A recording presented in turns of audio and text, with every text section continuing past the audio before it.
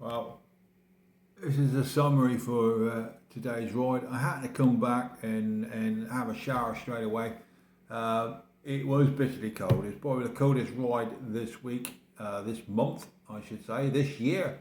-2, it said, but with the wind chill and that, it was a lot colder and it was a damp in the air. So it was pretty chilly. Let's look at the figures. The average heart rate this week, this ride was 127, and I think that it was slightly up than what it has been, and I think again that was down to the coldness of the ride itself.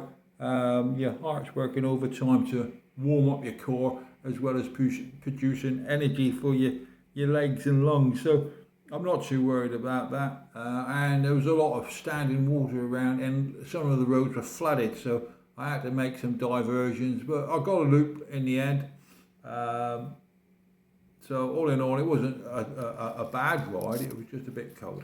So let's have a look at my heart zones. Zone 1, I did 7 minutes in zone 1.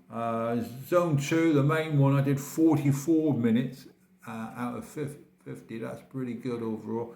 And I managed 12 minutes in zone 3. So all in all, not a bad ride altogether. Power output by myself, my actual power effort was 131 when I add up the zones together. And my actual mileage, and again, I'm not bothered about the mileage, it was 10.5 miles. I'm not worried about that. It is time in the saddle. That is how you're going to make improvements. That's how you get stronger. That's how you get healthier, and that's how you start losing some weight and become lighter.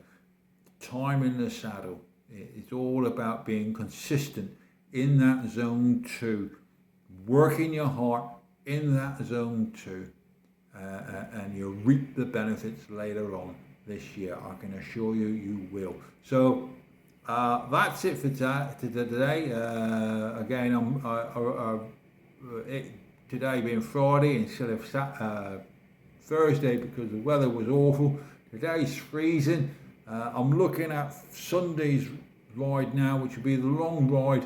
At the moment, fingers crossed, it's going to be dry and sunny, but who knows how warm it's going to be. But there you go. And what I intend to do, I did say earlier on I was going to do a summary of week 1. What I'm going to do on Monday of next week is do a summary of week 1 and week 2 together and compare my power efficiency, my power output for myself, personal effort, and not off a power meter. It's personal effort off working off the heart zones that I've been doing for the last 2 weeks, and you will see a steady progress happening.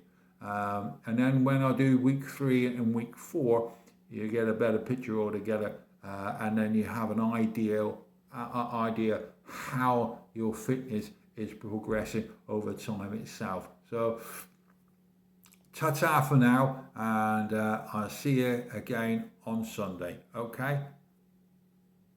Be safe, be seen. Cheers now.